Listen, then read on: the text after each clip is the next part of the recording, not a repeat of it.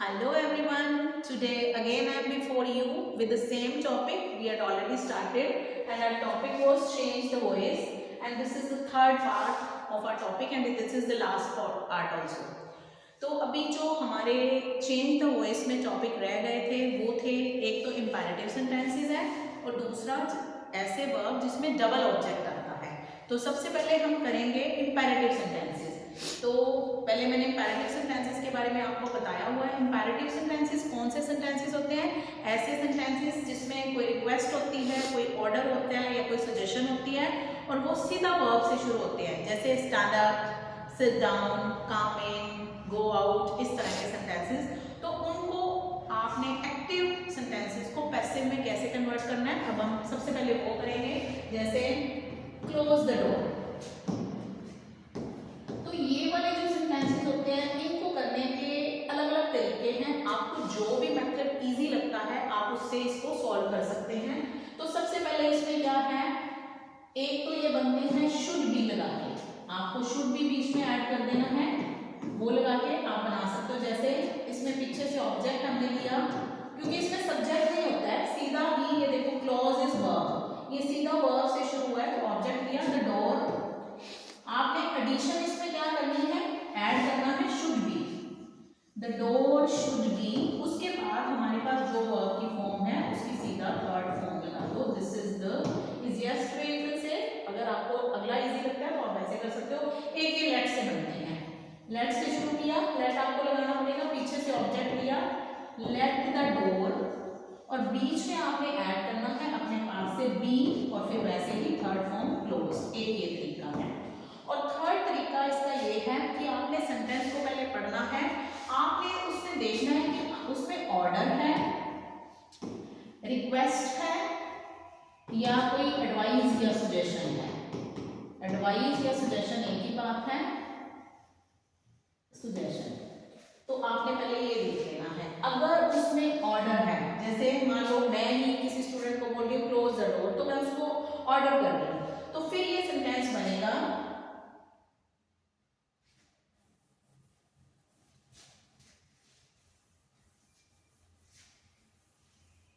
कैसे बनेगा, स्टार्टिंग में लिखेंगे यू आर ऑर्डर्ड,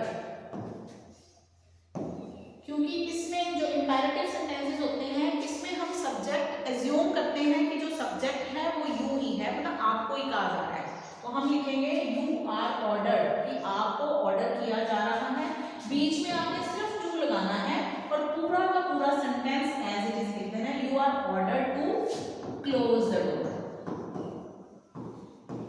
अगर यहाँ पे प्लीज लिखा होता, सीधा क्लोज द डोर ना होता, अगर यहाँ पे लिखा होता प्लीज या कोई भी सेंटेंस ऐसा होता जिसमें प्लीज होता, जैसे please open the window,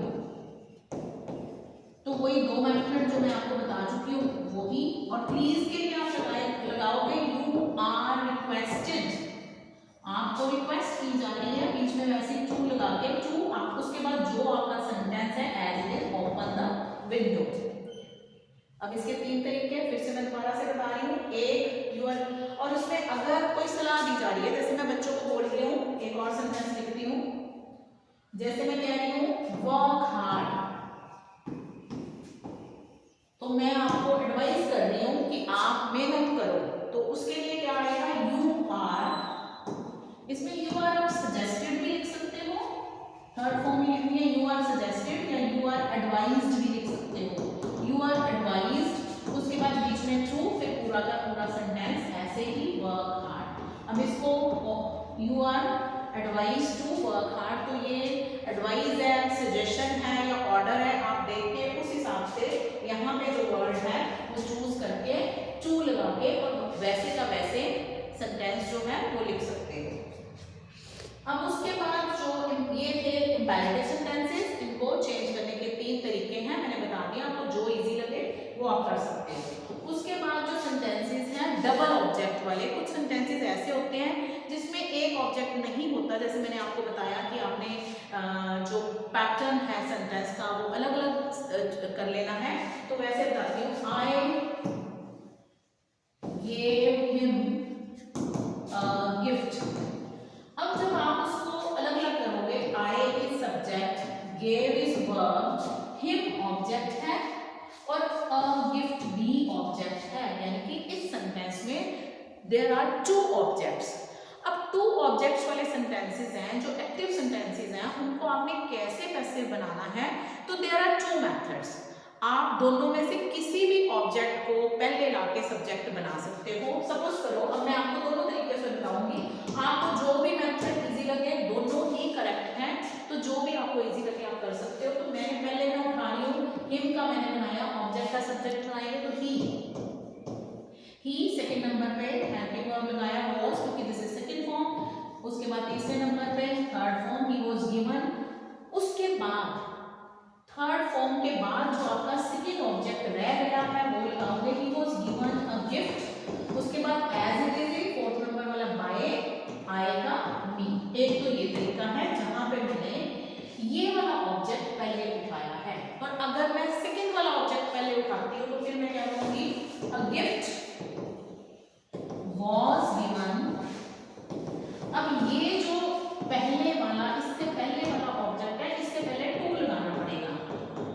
A gift was given to him by me, ऐसा ही रहेगा। एक अदर और सेंटेंस लिख के हम प्रैक्टिस कर लेते हैं, जैसे I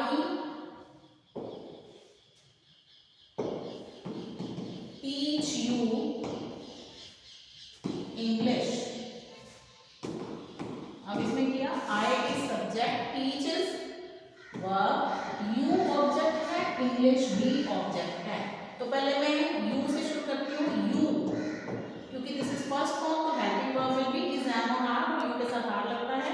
You are third form, teach की taught, you are taught, और as इसी साथ में दूसरा ऑब्जेक्ट लगा देना है, you are taught English by आएगा me। This is one of the methods, and now I'm telling you again the second method, and second method is हमने English को उठाया, English is taught। अब सेकेंड ऑब्जेक्ट के साथ आपको यहाँ पे टू लगाना पड़ेगा, English is taught to you by me। ये प्रैक्टिस से आपको बहुत इजी आ जाएंगे। अगर आपको एक बार मुश्किल भी लग रहे हैं, फिर जब आप प्रैक्टिस करोगे तो आपको बहुत इजी लगेगा। तो वॉइस में यही टाइप्स हैं, टोटल हैं, बाकी कुछ मिसलेनियस हैं जिसमें थोड़ा सा डिफरेंट होता है। जैसे एक सेंटेंसेस आते हैं, कॉफी टेस्ट स्वीट, तो ये इसका ये एक्टिव है। अगर आपने इसका पैसिव बनाना है तो ये बनता है कॉफी। अब टेस्ट है तो हमें हेल्पिंग वर्ब इज लगाना पड़ेगा। अगर यहाँ पे टेस्टेड होता तो हमने हेल्पिंग वर्ब वाज लगाना था। तो कॉफी इज यहाँ पे लगाएंगे, इज स्वीट व्हेन, उसके बाद टेस्ट थर्ड फॉर्म टेस्टेड, यानी कि आपको यहाँ पे व्हेन ऐड करना पड़ेगा। और भी एक आधा और सेंटेंस ऐसा कर लेते हैं तो आपको बहुत इजी हो जाएगा। शुगर टेस्टेड, अब मैं टेस्टेड लिख रही हूँ, मैं टेस्ट नहीं लिख रही हूँ, टेस्टेड स्वीट, तो यहाँ पे आएगा शुगर इज, सॉरी यहाँ पे सेकेंड फॉर्म है तो मैं क्या लगाऊंगी, शुगर वॉज स्वीट, बीच में अपने पास से लिखना है व्हेन टेस्टेड। तो ये एक और टाइप है वॉइस की। तो इस तरह से हमारे जो वॉइस का टॉपिक है वो कंप्लीट हो गया है। और सॉरी, अगर आपको इसमें कोई भी प्रॉब्लम है, कहीं से भी कुछ समझ नहीं आया तो आप मुझे कमेंट कर सकते हो। और सारे जितने भी टाइप्स मैंने आपको करवाए हैं, जब आप उसकी प्रैक्टिस करोगे, प्रैक्टिस के बिना कुछ नहीं होने वाला है, प्रैक्टिस करोगे तो आपको बहुत इजी समझ आ जाएंगे। और फिर आपको कभी भी आपने किसी भी एग्जाम में बैठना है तो आपको दिक्कत नहीं आएगी। Thank you so much, have a good day.